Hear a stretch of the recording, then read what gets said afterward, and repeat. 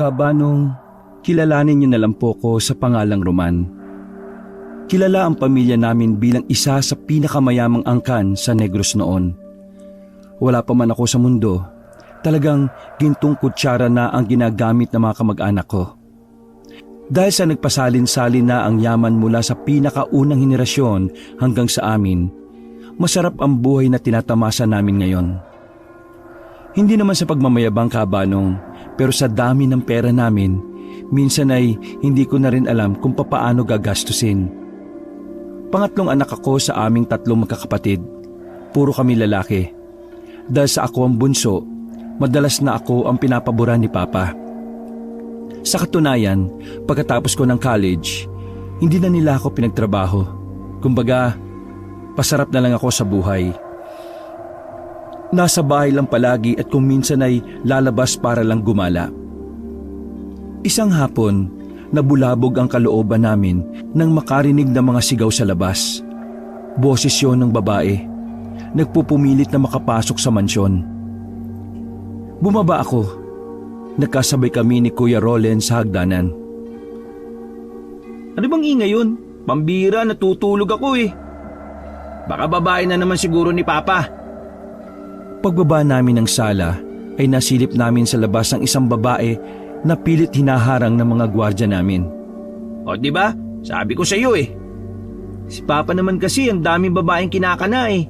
Tingnan mo oh, pangatlong babae na yan na nagpunta rito. Eh magpasalamat na lang tayo kasi hindi naman binubuntis ni Papa. Nako, hindi ko talaga matatanggap kapag may kapatid tayo sa labas. Eh teka, bakit ka nandito sa bahay? Wala ka bang trabaho sa kumpanya? Nag-file ako ng leave, 1 buwan. Gusto kong mag-relax eh. Bahala na muna yung magaling nating panganay ang mag-handle ng lahat. Natuon ang atensyon namin sa babae nang muntikan na itong makapasok ng gate. Buti na lang ay nahawakan siya sa damit ng 2 matangkad na gwardya. Don Rodelio, sabi mo pakakasalan mo ako. Sinungaling ka. May ibang babae ka rin pala. Natawa na lang kami ni Kuya Roland. Naging babaero si Papa mula nang mamatay sa sakit na cancer ang nanay namin. Sabi niya noon, hindi na siya magseseryoso sa pag-ibig. Si Mama lang daw kasi ang nag-iisa niyang minamahal. Siguro, kung nabubuhay si Mama ngayon, kawawa yung babaeng yan. Common sense bro, kung buhay si Mama, walang babae si Papa. Sa bagay, tama ka. Umupo na lang kami sa sofa. Dumukot ng sigarilyo si Kuya, sabay hitit buga. Ikaw, anong balak mo sa buhay? Eh, sa ngayon wala pa. Sarap ng buhay mo eh, no? Malamang, bunso eh. Tanga, huwag kang masyado matawa kasi wala kang ginagawa. Kapag dumating yung araw na kailangan mo na magtrabaho, wala kang alam. Baka hindi ka patanggapin sa kumpanya natin kapag nag-apply ka eh. Eh di, hindi ako mag-a-apply sa kumpanya natin, simple lang naman eh. Sos, walang kwenta. Eh, siya nga pala, may gagawin ka ba ngayon? Wala naman. Bakit? May kailangan ka ba sa akin? Eh, may pupuntahan lang akong tao eh. Wala ko, may bibiling ka na namang baril no? Ngumiti si Kuya Roland sa akin. Sa aming lahat, ako lang kasi ang nakakaalam ng sikretong pangungulekta niya ng baril.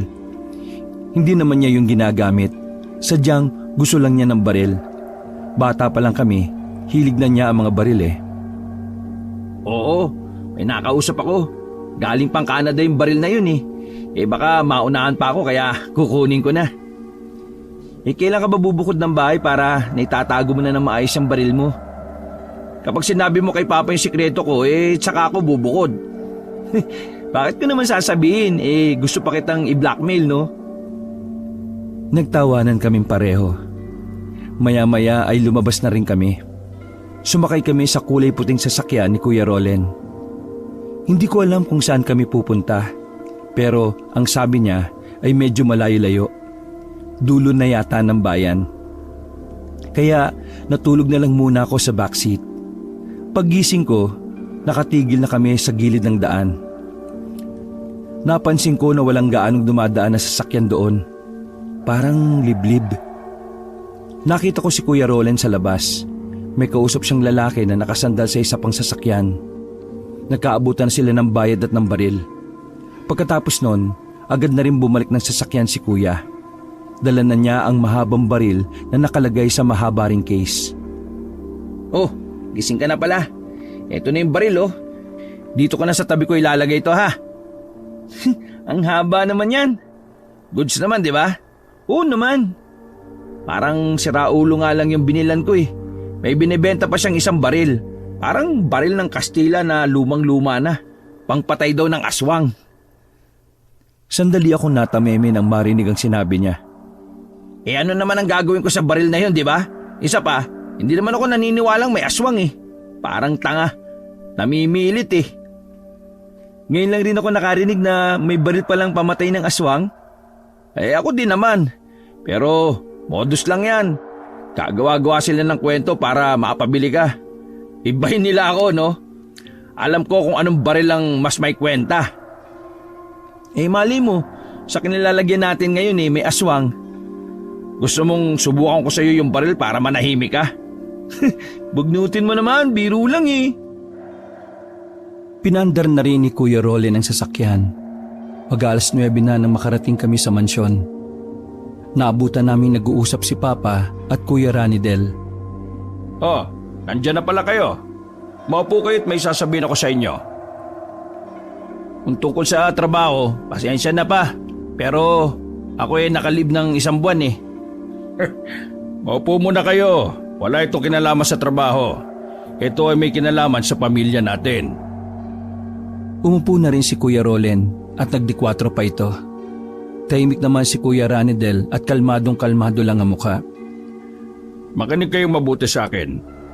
May madadagdag sa pamilya natin. Agad ako nagsalita dahil ang unang pumasok sa utak ko ay ang tita namin na si Tita Beth. Ang tita namin na maarte at napakasama ng ugali. Sa madaling sabi, mata pobre. Naku pa, kung uuwi dito sa mansyon si Tita Beth uupa na lang ako ng bahay. Ayoko makasama yan sa isang bubong, no? Ay nako, ayaw na muna kasi akong patapusin eh. May sinabi na ba ako kung sino?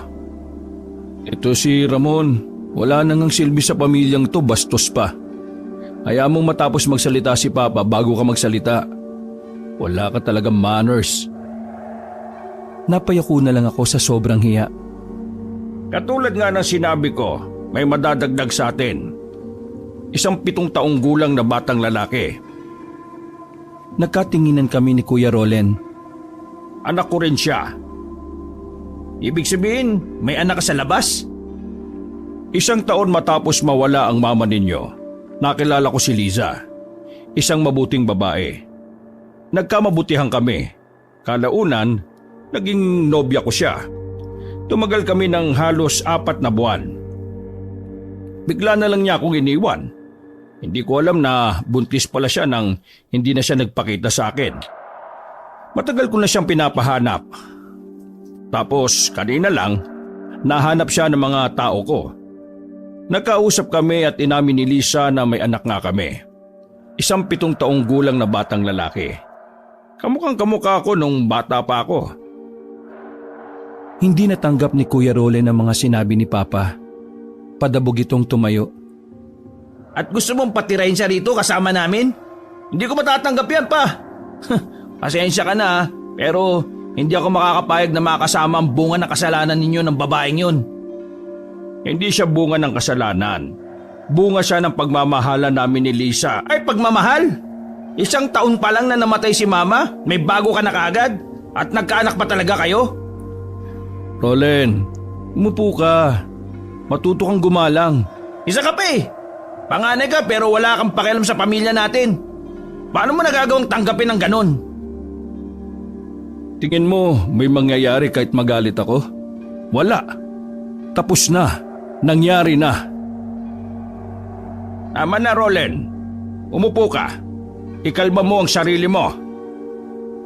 Muling umupo si Kuya Rolen. Malalim na paghinga ang pinakawalan niya. Walang kasalanan ng bata rito. Siya lang naman ang responsibilidad ko kasi wala na kaming nararamdaman ni Lisa para sa isa't isa. Karapatan ng batang yon na maramdaman ang pagmamahal ng isang ama. Para sa akin, Wala namang problema kung magpakaama ka sa kanya, Papa. Ang akin lang, wag dito. Kasi pamamahay ito kung saan nakatira rin si Mami. Respeto na lang sana. Gusto ko siyang tumira dito dahil gusto kong maranasan din niya na maging kagaya nyo. Kung anong deserve nyo ay deserve din niya. Isa pa, mabait na bata si Renzo. Marunong siyang gumalang. Huwag kayong mag-alala. Hindi naman nagbabago ang pagmamahal at paggalang ko sa mama ninyo kahit wala na siya. Walang problema sa akin pa. Hanggat hindi yan nakakaapekto sa negosyo natin, sige lang. Kung ano mapagkasunduan, doon na lang po ako. Wala namang halagang opinyon ko rito eh. Ano ko, bahala nga kayo? Basta, huwag kayong aasa na magiging mabuting kapatid ako sa batang yan ha. Dahil kahit kailan, hindi ko pinangarap magkaroon ng kapatid sa labas. Umalis si Kuya Rolen. Aalis na rin sana ako nang biglang hawakan ako ni Papa sa braso. Total wala ka namang ginagawa. Samahan mo ako bukas. Susunduin natin si Renzo sa kanila. Po? Sige pa. Wala pong problema. Pangiti-ngiti lang si Kuya Ranidel noon. Parang wala siyang pakialam. Ang mahalaga lang sa kanya ay ang negosyo at kumpanya. Kinabukasan, pasikat pa lang ang araw ay bumiyahe na kami ni Papa. Mahaba-habang biyahe ang tinahak namin. Nasa pinakaliblib daw kasi na lugar ang tirahan ni Renzo. Napapaisip nga ako, paano kaya nahanap ng mga tauhan ni Papa ang lugar na yon? Don Rodelio, nandito na ho tayo. Pumarada kami sa gilid ng maputik na daan. Kinailangan pambuhatin ng driver si Papa para hindi siya maputikan. Sa may bakuran pa lang, nakita na namin ang isang babae. Mas bata yon kaysa sa nanay namin. Nagsasampay ang babae nang lumapit kami doon. Don Rogelio? Magandang umaga sa iyo, Lisa. Wala kang kupas. Maganda ka pa rin. Ay, pasok kayo. Natataranta ang babae. Naglatag ang babae ng lamesa sa bakuran nila. Binigyan kami ng upuan na medyo marumi. Pasensya na ho kayo ha. Hindi ako nakapaganda eh. Akala ko kasi hapon pa ang dating ninyo. Huwag kang mag-alala. Hindi naman ako maarte. Makita ko lang kayo ni Renzo masaya na ako. Si Renzo pala nasa ilog, naliligo. Sandali susunduin ko lang. Huwag na. Saan ba ang ilog? Malapit lang ba rito? Itong si Roman na lang ang sumundo sa kanya. Nakakayano. Huwag ka nang mahiya. Magkapatid naman sila eh. Pa, hindi naman ako kilala ni Renzo eh. Baka hindi rin siya sumama. Kilala ka na ng batang yon. Pinakita ko yung larawan mo nung una kong punta rito. Tulad ko, kamukha mo rin siya. Tawagin mo na lang siya at lalapit sa iyo ang batang yon. Mahaba ang buhok niya. Tinuro sa akin ni Lisa kung saan ang daan papunta sa ilog. May binabaan lang ako na daan at makalipas lang ng ilang minuto, may natanaw na akong ilog. Ilang kabataan ang naroon, pero kapansin-pansin ng isang bata na nakabukod sa maraming bata. Pambira. Puro long hair naman ng mga bata rito. Labang barbershop sa lugar na ito. Dahil hindi ko naman alam kung sino si Renzo doon, isinigaw ko na lang ang pangalan niya. Renzo! Supok! Nagtinginan ang lahat ng mga bata. Maya-maya lang ay nagtawanan sila, maliban na lang sa isa. Nilapitan ko ang isang yon na parang nagtataka kung sino ko. Sigurado ako na siya na si Renzo dahil medyo kamukha ko. Pero para sigurado, tinanong ko pa rin siya. Ikaw ba si Renzo? Tumingin-tingin muna ang bata sa akin. Nang mapansin niya na may pagkakahawig kami, bigla na lang siyang ngumiti. Ikaw nga, Kuya Roman! Pambihirang memorya ng batang to. Tandaan niya talaga ang mukha ko. Bigla niya akong hinawakan sa kamay. Sabik na sabik niya akong tinanong. Kuya, kasama mo po si Papa Rodelio? Oo. Pinapasundo ka nga sa akin eh. Tara na. Umuwi ka na at magpalit ng suot. Nang paalis na kami, nakatingin sa amin ang mga batang nandun. Hindi ko alam pero para silang takot na takot. Parang iniiwasan nila si Renzo. Kaaway mo ba yung mga yon? Hindi po. Takot lang po talaga sila sa akin. Ha? Bakit? Kasi po astig ako eh. Ngumisi ako. Hindi ako makapaniwala na parang minana niya yata ugali ni Kuya Rolen. Pagbalik namin sa bahay nila, ay nakaimpake na ang mga gamit ni Renzo. Minadali ni Liza ang pagpapalit ng damit ng bata. Wala nang suklay-suklay. Anak, sasama ka na sa papa mo ha. Maganda ron. Marami kang laruan. Hindi ka rin magugutom. At makakaiwas ka na rin sa mga batang nangaaway sa'yo. Eh, hindi ka po ba sasama, Nay? Hindi anak eh. Kasi nandito ang trabaho ni nanay. Pero pwede ka namang dumalaw dito minsan. Pwede rin naman akong dumalaw din doon. Ay, mamimiss ka agad kita, Nay. Ayos lang yan, nak. Basta papakabit ka doon ha. Yung mga paalala ko sa'yo. Maiyak-iyak na si Renzo. Ako naman ay napapailing na lang. Hindi ako sanay makakita ng drama.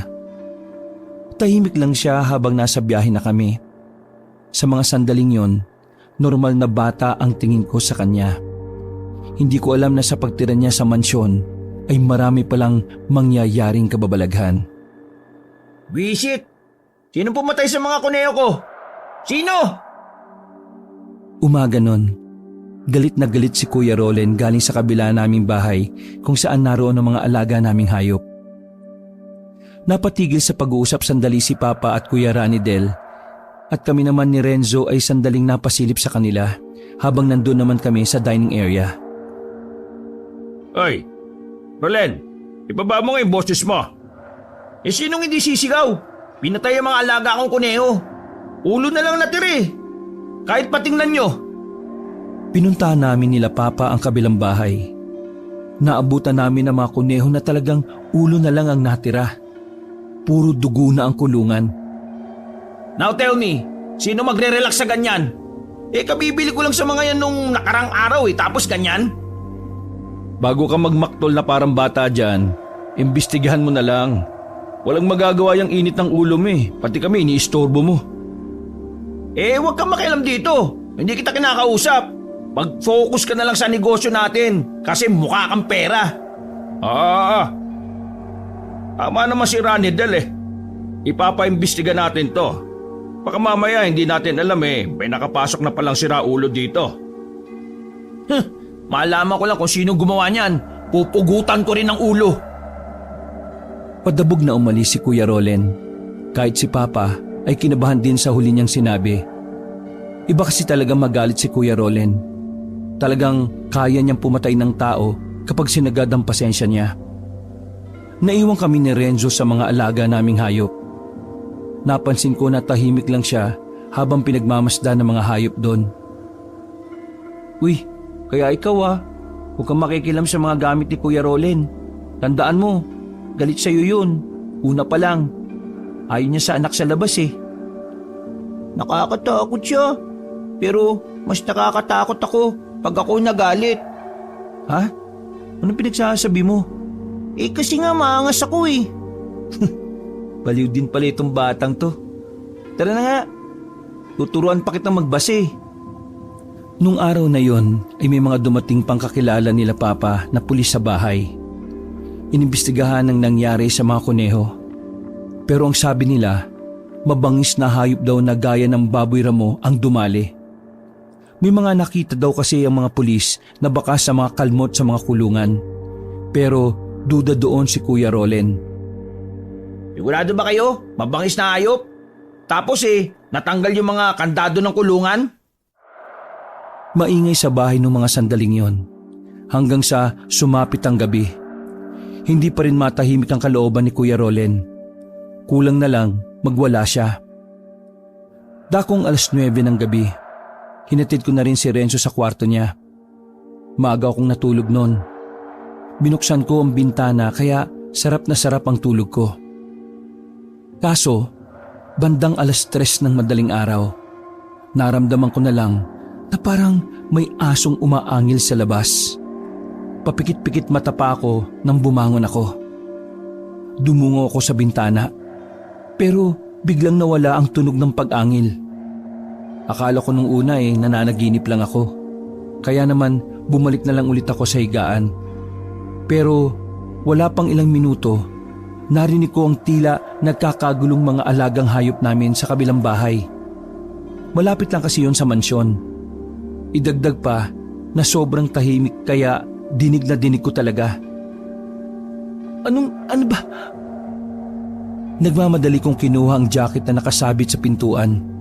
Lumabas ako sa silid ko at nakasabay ko si Kuya Rolen na may daladala ng baril. Uy, makita yan ni Papa. Wala akong pakialam. Papatayin ko yung hayop na yun. Narinig din kasi ni Kuya Rolen ang tila mabangis na hayop na yon. Dalawa kaming pumunta doon.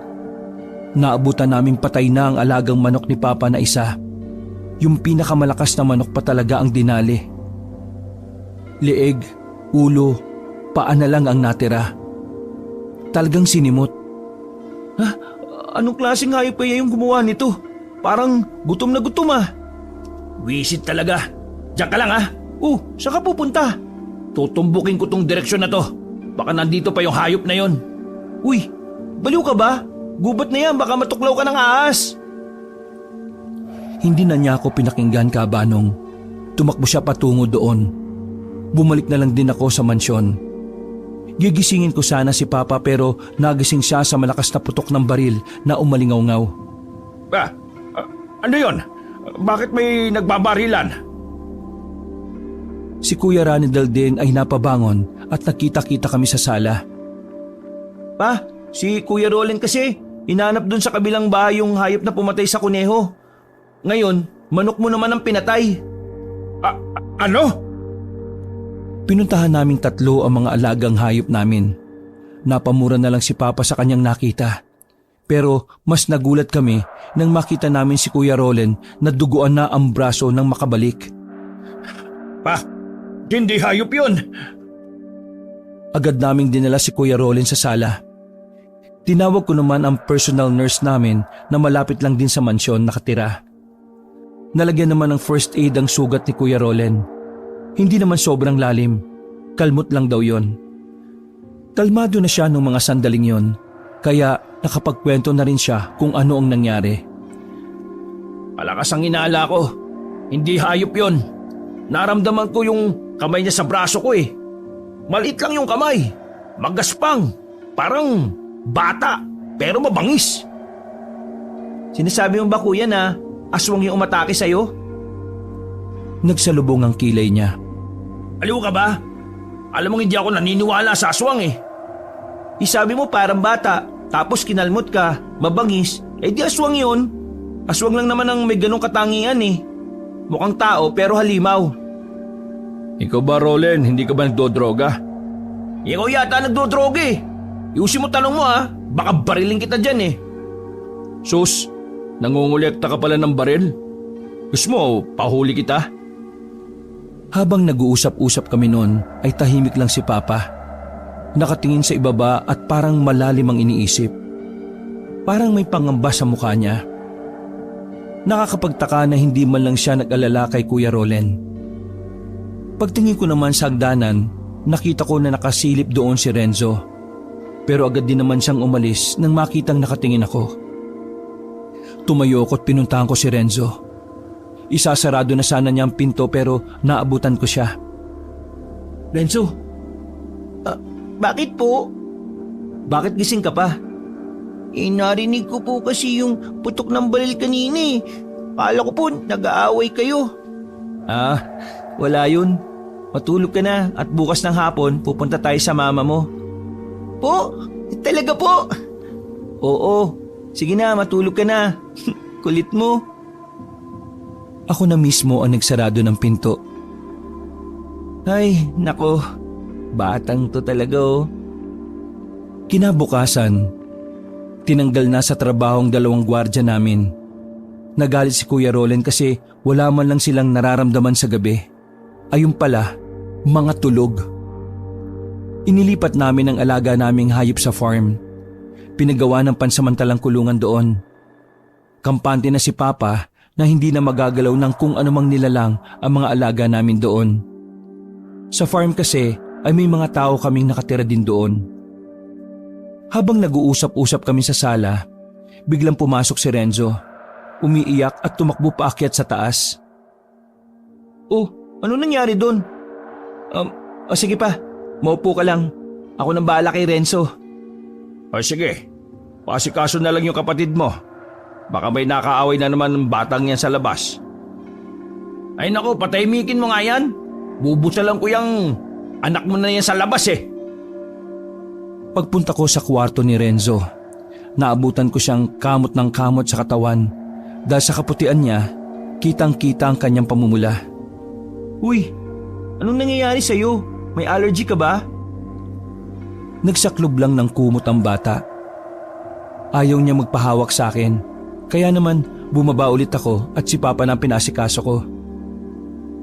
Pa, pabalikin mo nga yung nurse natin. Mukhang may allergy si Renzo eh. Puntahan ko yung mga kalaro niya ay tatanong ko kung meron silang pinakain kay Renzo. Laking abala talaga yung batang yan oh. Palayasin nyo na nga yan dito. Ay, manahimik ka nga. Nakausap ko ang mga batang kalaro ni Renzo sa bakanting lote sa tabi ng palayan. Umamin ng isang bata na pinahiran sa braso ng bawang si Renzo. Naghaharutan daw kasi sila noon. Naging okay din naman kaagad ang bata. Pero ang gumugulo sa isip ko noon ay pwede palang maka-allergy ang bawang. Napagtanto ko na kaya pala ayaw ni Renzo ng pagkain na nilalagyan ng bawang. Nang makabalik ako sa loob, wala na sila sa sala. Nadatnang ko si Papa na kinakausap si Renzo sa kwarto niya. Hinayaan ko na lang sila at si Kuya Role naman ang pinuntahan ko. Naabutan ko naman siyang naglalagay ng bala sa shotgun niya. Alam na ni Papa yung sikreto mo? Pakialam ko. Ang gusto kong mangyari, mapatay ko yung nilalang na yon. Sigurado ka bang parang tao yung umatake sa'yo?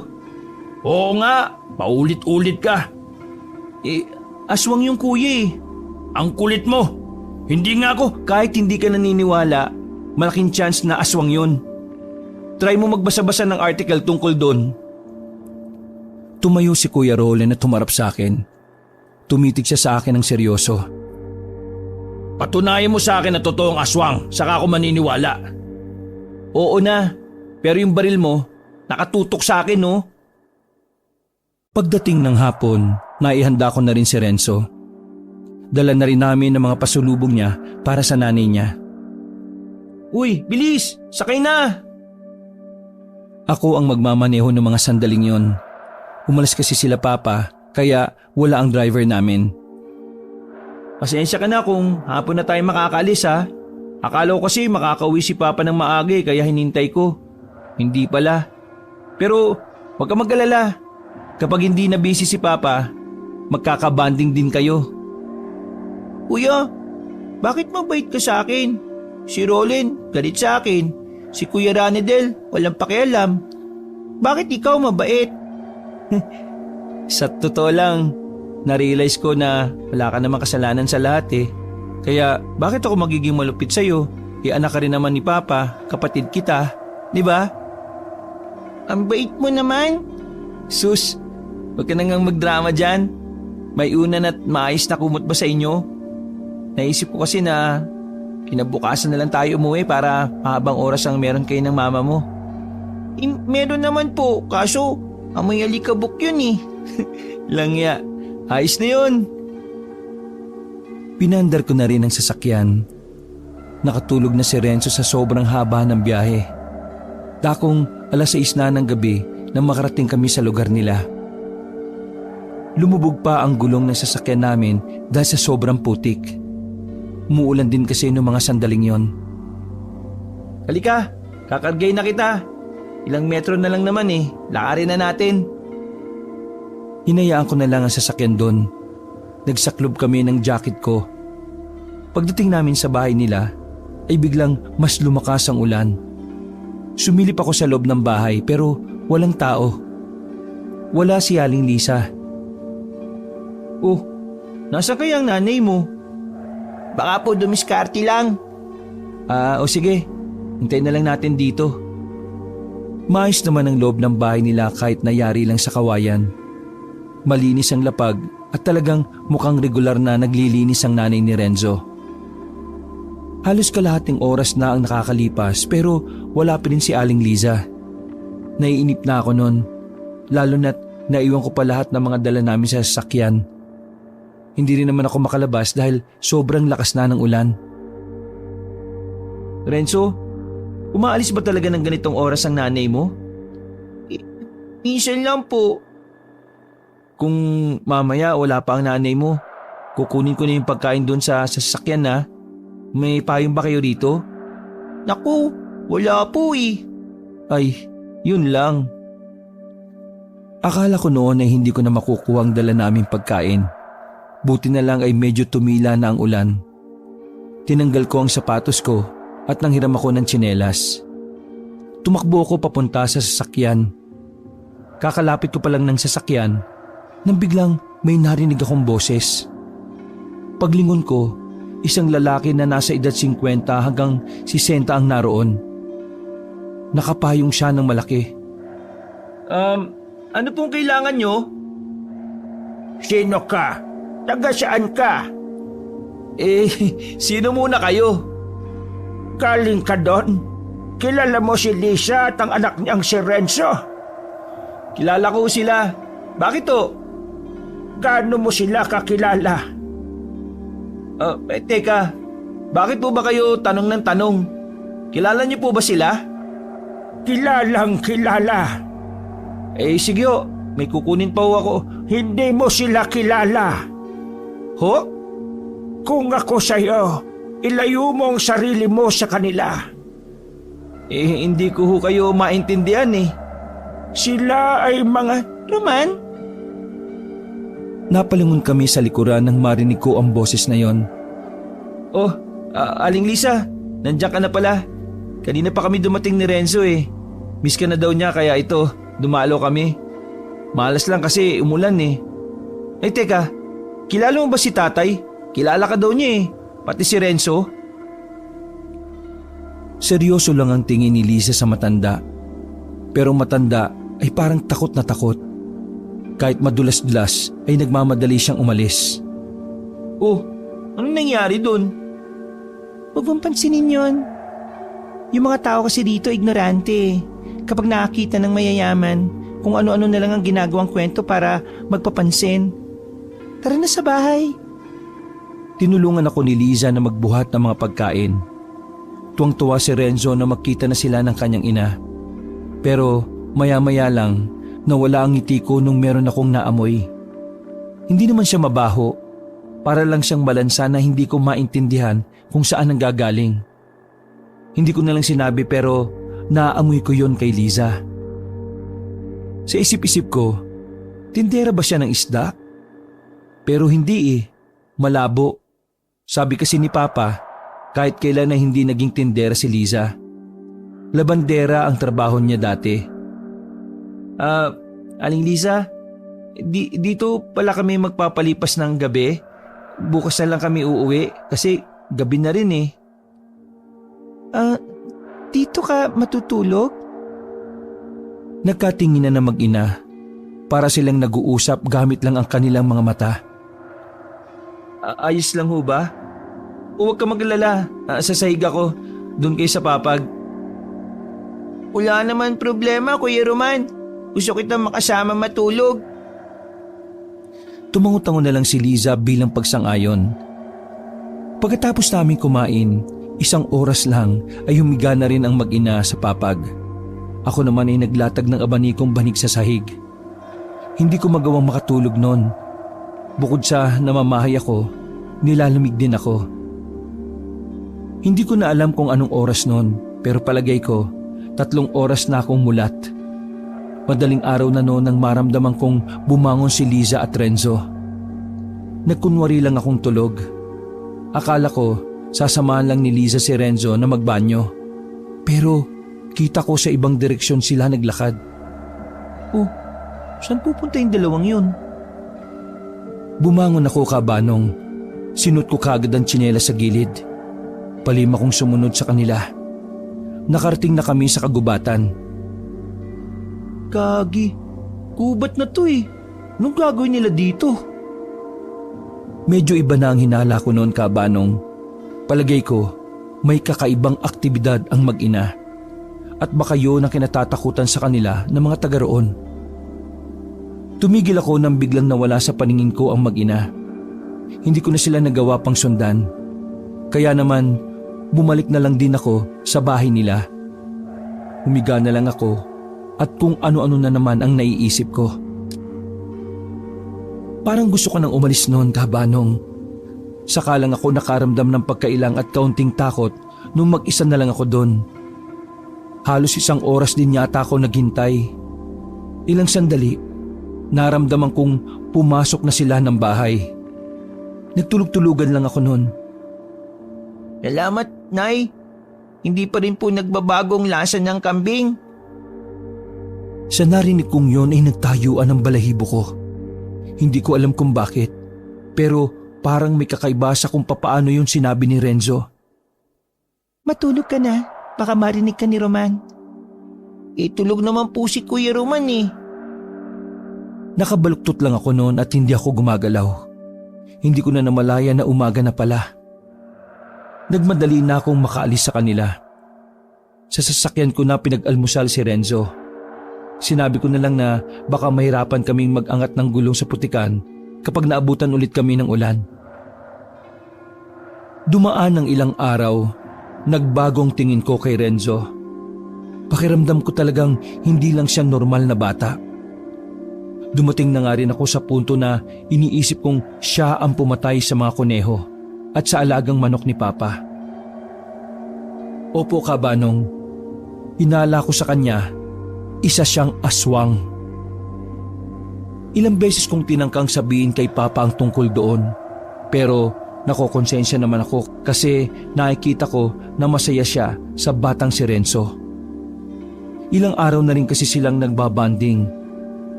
Talagang pinaparamdam ni Papa na mahal niya si Renzo. Dahilan para mawalan ako ng lakas ng loob na sabihin ang iniisip ko. Alam ko na hindi niya ako pakikinggan.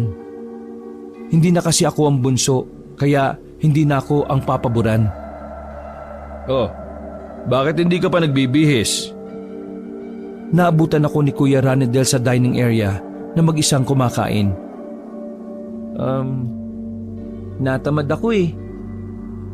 Family invitation yun kaya dapat nandun tayong lahat. Tsaka, ninong mo yung may birthday, di ba? Tapos, wala ka. Wala talaga ako sa wisyo makipag-usap ngayon, Kuya. Kahit kailan talaga, pakikisama na lang ang iaambag mo, hindi mo pa mabigay. Bahala ka na nga. Iritadong naglakad paalis si Kuya Ranedel. Pagsapit ng 7:00, sabay-sabay na rin silang umalis. Isinama nila si Renzo, pati si Kuya Role na banas kay Renzo, napilit din nilang sumama. Pero ako, kahit anong pilit nila ay hindi ako pumayag. Dahil sa gabing yon, naisipan kong magkalkal sa gamit ni Renzo. Baka may malaman ako dito. Teka, hindi pa parang kabaliwan na itong iniisip ko? Si Renzo? Aswang? Umiling-iling ako, Kabanong. Pero pwede rin eh. Doon pa lang sa sinabi niyang hindi nagbago yung lasa ng kambing, sinyalis na yun na pwedeng aswang siya. Bahala na nga. Maayos kong tiningnan isa-isa ang mga gamit ni Renzo. Nung una ay puro damit lang niya ang nakikita ko. Pero nang makarating na ako sa ilalim ng malaking bag niya, may nakapa akong supot na yari sa tela. Ha? Ganito yung pinaglalagyan ng mga diamante sa pelikula. Binuksan ko yun at may mga kakaibang bagay akong nakita doon. May medalyon, pero ang nakaukit na disenyo doon ay mukha ng demonyo na may sungay. Meron din akong nakitang maliit na notebook. Pagbuklat ko, may nabasa akong parang schedule. Nakalagay ang 9 p.m. 12 a.m. at 3 a.m. May nakasulat pa sa ibaba ng mga numero at binasa ko yon. Hayop lang, bawal tao. At ang pinakakinilabutan ako kaabanong ay ang nakasulat sa bandang dulo. Renzo, batang aswang. Halatang si Renzo ang nagsulat ng parting yon dahil hindi maayos ang pagkakasulat. Tama nga ang inahala ko. Aswang si Renzo. Ibig sabihin, aswang din si Aling Liza. Teka. Aswang ba si Papa? Kung aswang si Papa, aswang din kami. Ay, ano ba itong pinag-iisip ko? Hindi aswang si Papa. Baka si Aling Liza lang yung aswang. Oo, tama. Si Aling Liza lang talaga. Nagmamadali kong iniligay pabalik sa malaking bag ang mga damit niya. Isang bagay pa ang napagtanto ko. Kaya pala ayaw niyang ilagay ko sa cabinet yung mga damit niya. May tinatago pala siya.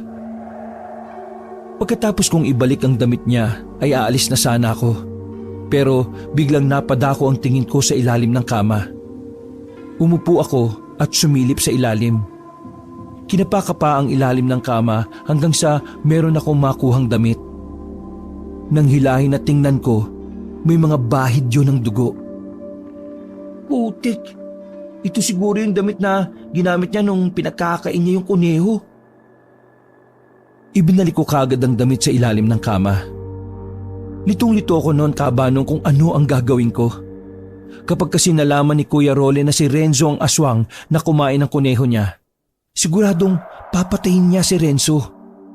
Magdodoble ang galit niya sa bata. Mga 11:11 na ng gabi. Matapos ko magmuni-muni sa kwarto, ay bumaba naman ako sa sala.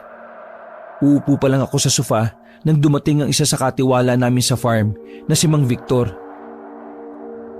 Sir, yung mga alaga nyo sa farm.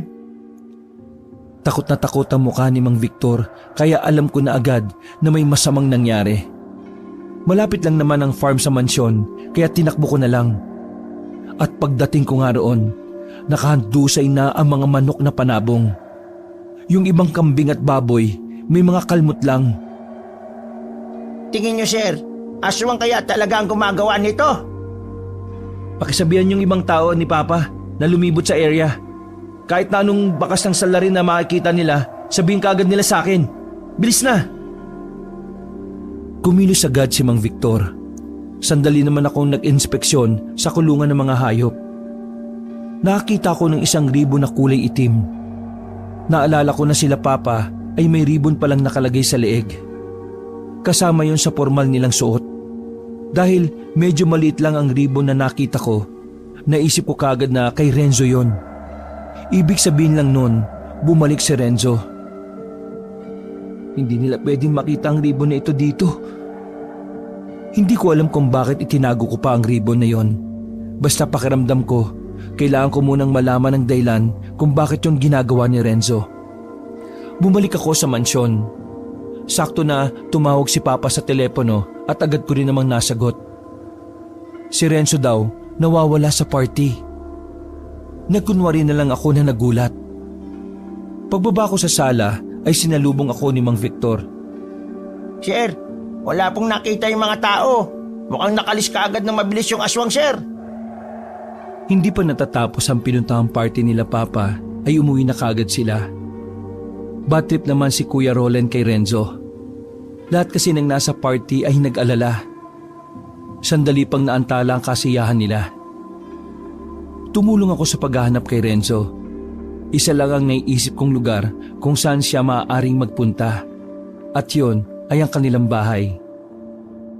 Kahit gabing-gabi na, bumiyahe akong mag-isa. Lakas loob akong pumunta sa bahay nila Renzo. Hindi ko may kakaila na may daga sa dibdib ko. Basta, may nag-uudyok talaga sa akin na alamin ang katotohanan. Ipinarada ko ang sasakyan sa gilid ng kalsada. Lumapit ako sa bahay nila Renzo at agad ko namang kinatok ang pinto. Sa mga unang katok ay walang tumutugon. Pero nang magsalita na ako, dahan-dahang nagbukas ang pinto at sumilip si Aling Liza. nakita ko rin si Renzo sa likuran niya na parang natatakot sa akin. Aling Lisa, pwede ka bang makausap? Tumango siya at kinausap sandali ang anak. Dito ka lang ha, mag-uusap lang kami ng kuya mo. Lumabas si Liza at bahagya kaming lumayo sa bahay nila. Maliwanag ang banon. Himalang gumanda ang panahon. Tungkol ba ito kay Renzo? Huminga ako ng malalim. Malakas ang kabog ng dibdib ko. Pero tahasan kong tinanong sa kanya ang gusto kong itanong. Aling Lisa, hindi ko kayo kilala. Pero sa maikling panahon, napamahal na rin sa akin si Renzo. Gusto ko siyang mas makilala. Pero gusto ko ring malaman ng totoo. Aswang ba si Renzo? Napangiti ng mapait si Lisa. Una pa lang ramdam kong nakakalata ka sa anak ko. Pero hindi ako nabahala kasi alam ko na ikaw ang may mas malawak na pangunawa. Lalo na pagdating sa bata. Lumingon kami sa pintuan nila at nakasilip pa doon si Renzo. Oo, aswang si Renzo. At aswang din ako. Hindi ka pa natatakot na baka kainin ka namin ngayon? Sa totoo lang, natatakot ako pero alam kong hindi naman kayo masama eh. Kasi kung masama kayo, dapat noon pa lang sinaktan nyo na si Papa. Hindi alam ng papa mo tungkol sa pagiging aswang namin. Nung nabuntis niya ako, hindi na ako nagpakita. Natakot ako na baka malaman niyang aswang kami ng anak ko at baka ipapatay niya kami. Naku, hindi ganong klaseng tao si Papa, no? Kung sakaling malalaman niya to, alam kong matatanggap niya kayo. Pero kung nagawa mong ilayo si Renzo dati, bakit ngayon binigay mo siya kay Papa? Itinaas ni Liza ang manggas ng kanyang jacket. Pinakita niya sa akin ang pangingtim ng ilang parte ng braso niya. Ha? Mga pasa? Tinamaan ako ng malubang sakit na sa mga aswang lang dumadapo. Malapit na ako mamatay. Nag-aalala ako na kapag nawala na ako, maligaw ng landas si Renzo. Ayoko maging masama siyang aswang. Kaya naman naisipan kong ipakilala na siya sa tunay niyang ama. Nagbabakasakali ako na maging maayos ang kapalaran niya. Gusto ko siyang mamuhay ng normal na kagaya ng sa tao. Hindi alam ni Renzo ang tungkol dyan? Hindi niya pa ito maintindihan sa ngayon. Balang araw. Napabuntong hininga ako, Kabanong. Magiging madrama pala ang sandaling yon. Akala ko horror. Bakit mas pinili mong maging mabuting aswang? Dahil mabuti rin naman akong tao noon pa. Ha? Tao ka dati? Nayanggaw lang ako. Yanggaw? Ano yun? Basta, magiging aswang ka kapag nayanggaw ka. Wala ka bang balak sabihin kay Papa ang totoo? Di ko kaya eh.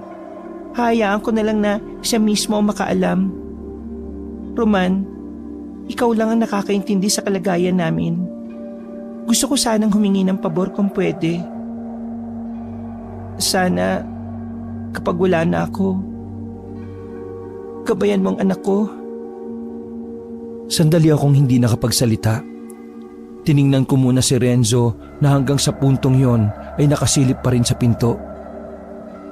Kung ano ang kaya kong gawin, gagawin ko. Maging normal lang ang buhay ni Renzo. Maraming salamat. Medyo gumaan ang pakiramdam ko noon, Kabanong. Kahit papaano, nawala ang takot ko kay Renzo. Kahit na aswang pala sila, parang normal na tao lang din ang tingin ko sa kanila. Dinali ni Renzo yung mga alaga naming hayop sa mansyon eh. Ngayon, pinaghahanap ng mga tauhan ni Papa yung salarin. Laman kasi ng hayop ang kinakain namin.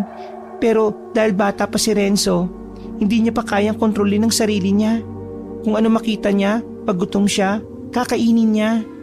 Kaya pasensya na ha. Sanayan mo siya sa lutong pagkain ng kinakain. Sige, pero kailangan na namin bumalik sa mansyon eh. Umalis kasi siya sa pinuntahan nilang party tapos bumalik ng mansyon. Pagpalitin mo na rin ng suot, siguraduhin mong walang dugo sa katawan ha. Inasikaso ni Liza ang anak niya. Pagkatapos ay isinakay ko na rin si Renzo sa sasakyan. Tahimik lang siya. Parang natatakot pa rin siya sa akin dahil alam ko na ang sikreto niya. Huwag ka mag-alala no, hindi ko ipagkakalat sa iba. Hindi mo ba ako sasabihan na papatayin mo ko gaya ng sinabi ni Kuya Roland? Ha? Alam na niya? Napatigil ako sa pagmamaneho. Hindi po. Narinig ko kasi siyang may kausap eh. Sabi niya, kapag nalaman niya kung sino yung kumain ng alagang hayop niya, papatayin niya. Sira ulo talaga yan si Kuya Roland no. Pero huwag ka na matakot. Hindi yun mangyayari kasi kasama mo naman ako eh. Sa haba ng tinahak naming biyahe ay nakatulog na si Renzo nang makabalik na kami ng mansyon. Pagpasok pa lang namin sa sala ay nakaabang na sila Papa. Halos maiyak-iyak na si Papa nang makitang nasa maayos lang na kalagayan si Renzo habang karga ko. Salamat naman sa Panginoon at ligtas ang batang ito. Diyos ko naman oh. Nakadumi siya sa salawal habang nasa party kanina. Nahiyang lumapit sa'yo kasi baka maamoy siya ng mga tao eh.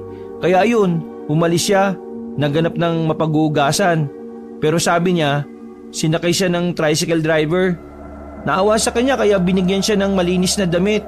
Tapos, hinatid siya sa kanto kanina. Ayun, nakita ko siya ngayon lang na naglalakad.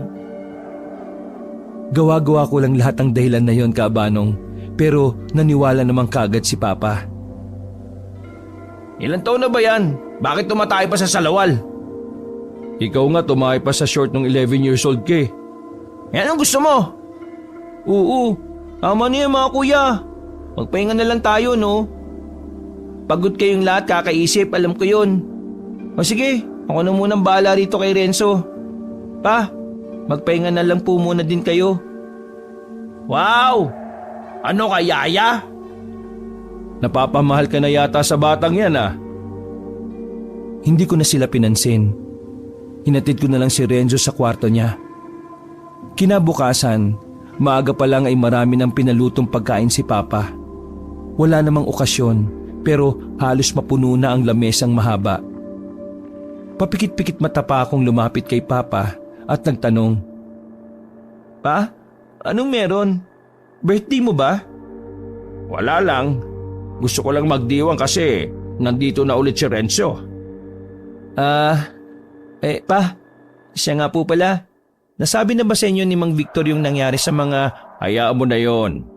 Makakabili pa naman ako ng mga bagong manok eh. Gusto ko lang magsaya.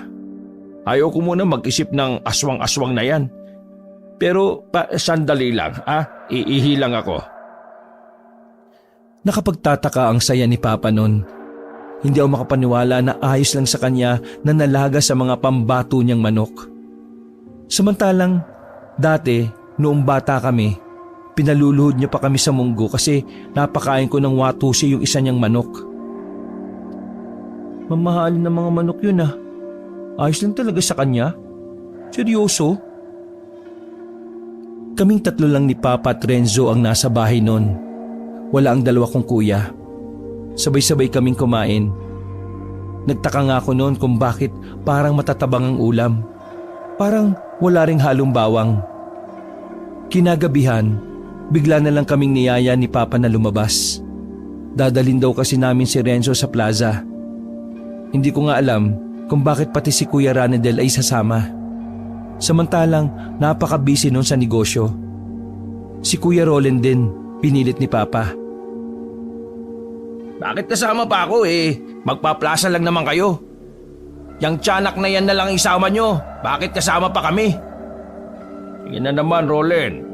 Gusto ko lang na kompleto ang pamilya natin. Wala akong gagawin doon oh. Matatapos na yung leave ko kaya ilalaan ko na lang sa sarili ko. Sige na, pagbigyan mo na ako. Malay mo, ito na pala yung huling magkakasama tayo. Parang may anghel na dumaan at biglang natahimik ang sala. Nagkatinginan kami magkakapatid. Uy pa, ano bang pinagsasabi mo? Kuya, sumama na kasi para hindi na magdrama tong si Papa. Ay nako, bad trip. Hoy Renzo, di porki sasama ako matatanggap na kita ha. Sasama lang ako para kay Papa, hindi para sa'yo. Opo, basta sabay po tayong tatai sa short ha. Uy, pasensya na kuya, naikwento ko sa kanya eh. Pinagmumura ako ni Kuya Roland noon. Ang saya-saya lang namin noon, pero hindi ko inakala na may nakaabang pala sa aming kamalasan. 2 sasakyan ang ginamit noon, kahit na kasya naman kaming lahat sa isa lang. Hindi ko alam kung anong trip ni Papa noon. Sila ng driver niya ang nasa sasakyan na nasa unahan naman namin. Tahimik lang kaming bumiyahe. Sinusundan lang ni Kuya Ranidel ang mga nasa unahan. Maya-maya pa, nagtaka kami ni Kuya Roland kung bakit kami lumiko sa kanan, samantalang sa kaliwa ang papuntang plaza. Oh, bakit dyan tayo dadaan? Tanong mo si Papa, hindi ko rin alam eh. Ang bira oh, hindi naman dyan papuntang plaza. Tanggalin na sa trabaho yung driver na yan. Wala kami nagawa kundi ang sundan na lamang sila Papa. Sa mga nakalipas sa mga sandali, paparating na pala ang magpapabago ng takbo ng buhay namin. Bigla na lang may nag-overtake kina Papa at tumarang sa daan. May mga kalalakiang armado ang bumaba at pinagbababaril sila doon. Kami naman ay nagsiyukuan na lang. Pinatras kagad ni Kuya Ranidel ang sasakyan namin. Bumunggo ang likuran namin sa mga puno. Medyo tumagal ang putukan. Pagkatapos ay umalis na rin ang mga armado. Lumabas kami at pinuntahan kaagad namin si Papa. Patay na silang 2 ng driver niya. Tadtad sila ng tama ng bala. Parang gumuho ang mundo namin noon, Kabanong. Doon ko napagtanto na parang namamaalam na pala si Papa sa amin. Kaya pala sobrang saya namin noon. Habang nag-iiyakan kami, wala si Renzo sa tabi ko. Binalikan ko siya sa sasakyan namin pero wala na rin. Sa pagkakatanda ko, kasabay namin siyang lumabas ng sasakyan. Sa pagkamatay ni Papa ay maraming nalungkot. Hindi kabilang doon ang kumpare at ninong ko na si Tito Rene, na hinihinala naming siya ang nagpapatay kay Papa. Sabi kasi ni Kuya Ranidel, binanggit na sa kanya ni Papa na gusto ni Tito Rene na pabagsakin ang negosyo nila. Nakatanggap din ng tip si Papa na may magtutumba sa kanya. Nung gabing umalis kami, hindi pala sa plaza ang punta namin. Balak na pala talaga ni Papa na umalis na kami ng mansyon para makaligtas. Pero nabigo si Papa. Bakit mo ginawa yun? Di ba sabi ng nanay mo, hindi ka gagawa ng masama? Kasi masama sila eh. Pinatay nila si Papa, kaya dapat patayin ko rin sila. Lahat ng armadong lalaki na pumatay kina Papa, natagpo ang patay din sa gilid ng kalsada. Hindi ko alam kung papaanong nagawa yun ni Renzo kahit armado mga yon. Basta, ang sabi na lang ng mga pulis, lasog-lasog ang katawan ng mga armado. Wala silang kaalam-alam na aswang ang gumawa nun. Binabaril nila ako pero hindi ako natakot. Hindi ako takot kasi masama sila eh. Papatayin ko lahat ng may kinalaman sa pagpatay kay Papa. Hindi ko sila mapapatawad. Nagulat ako sa mga salitang nagmula kay Renzo noon. Parang matanda na siya akong magsalita. Nung pagkakataon na yon, Kabanong, nakita kong biglang nagbago ang kulay ng mata niya. Humaba rin ang kuko niya at naglabasan ang makakapal na ugat sa mukha niya. Renzo, makinig ka sa akin. Renzo, naririnig mo ba ako? Dahan-dahan kong dinikit ang kamay ko sa balikat niya. Mabuti na lang kahit papaano ay nakokontrol niya ang sarili niya. Hayaan nating batas ang kumilos para sa atin. Makakamit natin ang hustisya. Magtiwala lang tayo sa mga pulis. Maraming nagpunta sa mansyon para makiramay sa unang gabi ng burol ni Papa. Isa lang ang wala roon, si Tito Rene. Kaya malakas talaga ang kutob namin na siya ang may pakana ng lahat. Abala kami sa pakikipag-usap sa mga pumunta nung oras na yon.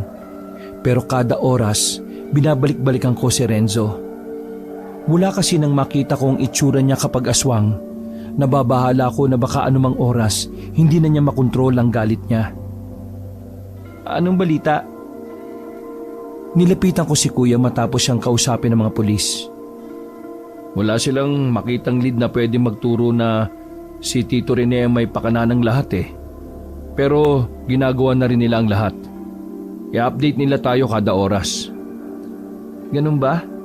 Si Kuya Rolen. Nagkibit balikat lang siya. Pinuntahan ko si Kuya Rolen dun sa kwarto niya.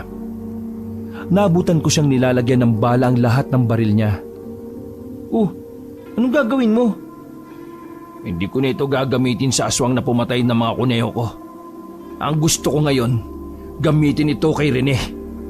Traidor na lintik, dapat mawala yan sa mundong ito eh. Kuya, huwag mong ilagay sa mga kamay mo ang batas. Bakit? Saan mo gustong ilagay ko? Sa paa? Nakainom ka no? Huwag kang gumawa ng desisyon na maapektuhan ng lahat ha. Wala akong pakialam. Papatayin ko si Rene. Ipagiganti ko si Papa. Hindi lang ikaw ang nahihirapan. Kami rin. Kung gagawin mo yan, baka pati ikaw mawala. Mas lalo kayong mahirapan. Gusto mo ba yun? Buisit. Bakit kasi si Papa pa? Nakakainis. Nakakagalit. Napakalma ko naman si Kuya Rolen noon. Nakatulog na rin siya dahil marami din siyang nainom. Pagbalik ko naman kay Renzo, wala na siya sa kwarto niya. Naabutan kong nakabukas ang bintana niya. Napamura na lang ako sa ideyang baka nag-anyong aswang na naman siya. Nagmamadali akong lumabas ng mansyon. Wala na akong pakialam kung pagtinginan ako ng mga nasa burol. Sinubukan kong hanapin si Renzo. Nagpunta ako sa farm namin dahil mas marami ang mga puno doon. Nakahinga ako ng maluwag na makita ko si Renzo doon. Nagtatago siya sa likuran ng puno. Renzo, naririnig mo ba ako? Marahan siyang lumabas ng puno. Nasa normal na ang mukha niya, pero mahaba pa rin ang kuko niya. Ako ito, si Kuya Roman mo. Kuya, hindi ko mapigilan ang sarili ko kapag naiisip ko kung ano nangyari kay Papa. Nagiging aswang ako. Dahil sa galit, nagiging aswang ako eh. Kuya, kailangan kong makaganti para matapos na itong paghihirap ko. Pakiramdam ko, kapag hindi ako nakaganti sa ginawa nila, mawawala ako sa sarili ko eh. Niyakap ko na lang si Renzo. Bumabaon pa ang kuko niya sa likuran ko. Pero tinitiis ko na lang. Sandali, dito ka lang ha. May kukunin lang ako. Babalik din kaagad ako. Pumunta ako sa kulungan ng mga alaga namin. Nakita ko ang natitirang bibi na naroon. Uy, bibi, pasensya ka na ha. Kinuha ko ang bibi at dali-daling binalikan si Renzo. O ito, kainin mo. Ilabas mo lahat ng galit mo dyan. Wag, ayoko. Kawawa naman siya. Ha? Kawawa? Wala naman siyang kasalanan sa akin eh. Sila may kasalanan sa akin kaya dapat sila magbayad. Yung mga taong pumatay kay Papa. Bumuntong hininga na lang ako. Gusto bang maglakad-lakad na lang tayo? Tara. Sumama naman sa akin si Renzo. Ang dami kong kinukwento sa kanya, pero hindi mo lang siya tumutugon. Paulit-ulit kong napapansin na lumilitaw-litaw yung mahaba niyang kuko. Nahihirapan ako noon, Kabanong. Di ko naman kasi alam kung papaano magdisiplina ng batang aswang. Maya-maya pa, napatigil kami sa paglalakad. Isang kotseng pula ang huminto sa gilid namin. Nagbaba sila ng bintana. Bumungad sa amin si Tito Rene, ang ninong ko na nagpapatay kay Papa. Hoy, Roman! Anong ginagawa niyo sa kalsada? Nung unay natameme pa ako, hindi ko alam kung paano ko kakausapin ang demonyo. Naglalakad-lakad lang po. Naghahanap ng mapagbubuntungan. Nagulat ako sa sinabi ni Renzo. Nagsisimula na naman siyang maging weirdo. Kinakabahan na ako noong mga oras na yon. Ikaw pala yung batang kasama ni Rodelio noong nakaraan. Oh, kumusta ka na? Galit po ko. Tito, saan naman po yung punta nyo? Pupunta ako sa burol ng papa mo. Actually, may mga dala akong bulaklak eh. Nakangiti pa siya na parang hindi siya nawala ng kumpare. O paano? Mauna na ako ha? Paganda ng sasakyan ay nagsalita si Renzo. Nung nasa party kami, sabi niya matalik niya daw na kumpare si Papa. Pero bakit parang hindi siya malungkot na wala si Papa? Di ba dapat kapag namatayan ka, dapat malungkot ka? Renzo, iba-iba kasi yung mga tao eh. May kanya-kanya kasi tayong emosyon. Kahit pa! Alam mo, mabuti pa, umuwi na muna tayo. Walang kasama si Kuya Ranedel sa burol eh. Bumalik kami sa bahay pero wala naman doon si Tito Rene. Ang sabi sa akin ni Kuya Ranedel, dumaan lang para ibigay ang bulaklak. Habang lumilipas sa mga oras noon, nag-uwian na rin ang mga nasa burol. Hanggang sa kami na lang ni Kuya Ranedel ang natira. Dito ka lang muna ha. Magpapalit lang ako ng damit. Sige kuya. Sandaling umalis si Kuya Ranedel. Wala pang 5 minuto, tinatawag-tawag na niya ako. Nagtaka naman ako kung anong problema niya. Halika, pakinggan mo yung naririnig ko. Walang bantay si Papa, baliw ka ba? Saglit lang, tara na. Nagpunta kami sa kwarto niya. Pagdungaw namin sa bintana, naririnig namin ang pag-angil ng isang mabangis na nilalang. Ano yon? Hayop ba yon? Hindi ako makasagot dahil alam kong si Renzo yon. Nagsisimula na kasing mag-abnormal ang pagmamature ng pagiging aswang niya. Dahil yun sa galit at trauma. Gigisingin ko si Rolen. Langya. Totoo ngang may halip. Wag na. Ako na lang ang titingin sa baba. Dito ka lang. Sigurado ka?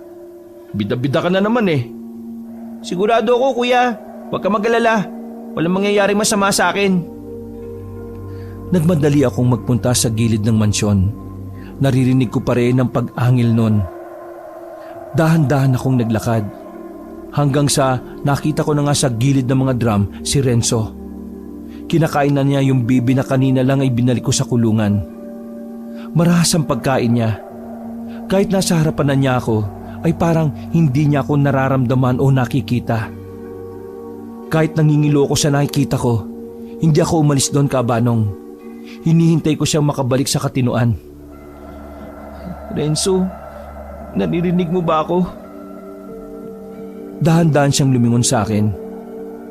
Kuya, kanina ka pa ba dyan? Hindi na mahalaga yun. Ang mahalaga ngayon, umalis ka na rito at magbihis. Maliwanag dito. Baka makita ka pa ni Kuya Ranedel. Roman, nasa ka na ba? Baka mapahama ka dyan ah. Nataranta ako nang marinig ang boses ni Kuya. Wala na akong choice nun. Binitbit ko si Renzo. Dumaan kami sa kabila. Buti na lang, wala nang tao sa burol. Pumasok kami sa kwarto ko. Dali-dali kong hinubad ang damit kong nabahiran ng dugo. Pinunasan ko rin si Renzo nang makapagpalit na ako. Kumuha ko ng bagong damit sa silid ni Renzo. Tagumpay kong napalitan si Renzo ng damit. Roman, nandiyan ka ba? Binuksan ko ang pinto. Ano ka ba? Bakit hindi ka nasagot? Akala ko nalapa ka na ng hayop o halimaw na yun eh. Wala na yung halimaw kuya.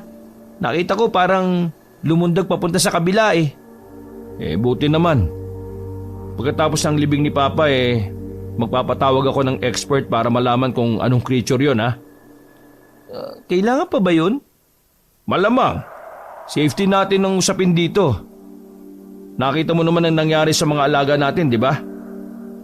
Teka. Bakit nandito yan si Renzo? Hindi po kasi ako makatulog na mag-isa eh. Ay nako. O sige na. Samahan mong matulog yan at ako na magbabantay kay Papa. Nakahinga ako ng maluwag nang lumabas na rin ng silid si Kuya Ranidel. 3 araw ang nakalipas. Dumating na rin ang araw ng libing ni Papa. Siyempre kabanong, hindi namin maiwasang hindi mapaiyak. Hanggang sa puntong yun kasi, wala pa ring ebidensya para madiin si Tito Rene. Lahat kami ay nagiiyakan maliban lang kay Renzo. Nakasarado ang maliit niyang kamao. Galit na galit siya. Pagkatapos ng libing ay diretso na kami sa bahay. Sobrang tahimik ng mansyon mula nang nawala si Papa. Nasa sala lang kami magkakapatid. Si Renzo naman ay umakyat na sa kwarto niya. Wala pa rin bang magandang balita sa kaso ni Papa? Kapag ako nainis ako na ang gagawa ng paraan.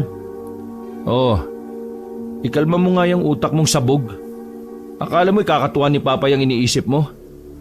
Bulok ang justice system natin dito sa Pilipinas Hanggang kailan tayo maghihintay? Kuya, magpahinga na muna tayo. Paggising nyo saka tayo mag-usap-usap. Itinulog ko na lang ang sama ng loob ko nung hapon na yon. 8:00 na ng gabi nang magising ako. Nagiinom sa sala si Kuya Ranidel at Kuya Rolen. Oh, halika rito, good boy ng pamilya. Tumabi ako kay Kuya Ranidel. Shot ka raw, sabi ni Papa. Baliw kayo. Anong oras na no? Kumain na ba si Renzo? Renzo? Sino yun? Kanina pa kami nandito. Hindi naman siya bumababa Hindi niyo naman kasi tinatawag Medyo nainis na ako noon. Kaya ako na mismo ang umakyat sa taas para sunduin si Renzo. Pero nang buksan ko ang pinto niya, wala na naman siya roon. Nagsimula na ako mataranta. Bumaba ulit ako. Kuya, wala si Renzo. Hindi nga bumaba dito, kulit. Dumaan siya sa bintana. Kailangan niya makabalik dito. Ano bang problema mo? Bakit ka natataranta? Baka nandyan lang sa labas yun, naglalaro. Kita mong bata Iba ang kutob ko noon, kabanong. At hindi nga ako nagkamali. Bumukas ang pinto namin at pumasok si Renzo. Duguan ng mga kamay. Ganon din ang kanyang katawan. Parang nawala ang tama ng 2 kong kuya. Renzo! Bumagsak siya sa sahig. Nakita namin na meron siyang tama ng baril sa bandang tagiliran. Mga kuya, patay na. Patay na siya. Nakaganti na tayo. Nanlaki ang mga mata ko na mapagtanto ang ginawa niya. Wala akong sinayang na pagkakataon, kaabanong. Itinakbo namin siya sa ospital. Ang kaso, hindi na rin niya kinaya. Naging isang malaking dagok sa amin ang nangyari. Nauna si Papa, sumunod si Renzo. Sa parehong gabi, nakarating sa amin ang balitang patay na rin si Tito Rene, pati ang driver nito. Natagpuan ang bangkay ng 2 sa gilid ng kalsada. Hindi na namin binurol si Renzo dahil baka may makaalam pa na aswang siya.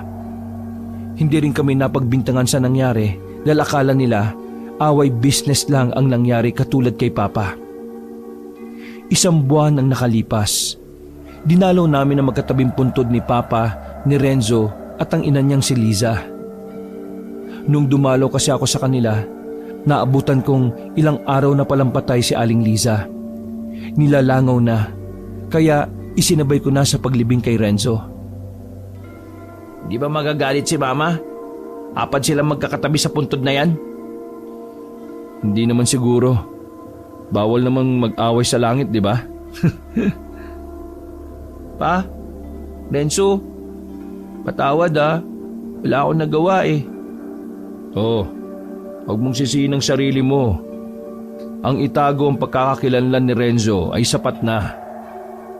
Sa totoo lang, may kutob na ako na aswang yung batang yan Pero nakikita ko kasi si Papa na masaya siya. Kaya inalis ko yun sa isip ko. Hindi ko inakala na aswang pala talaga siya. Kuya, pagpatuloy natin ang nasimulan ni Papa ha. Para sa kanya at para sa kapatid nating si Renzo. O sige, kahit anak sa labas yan.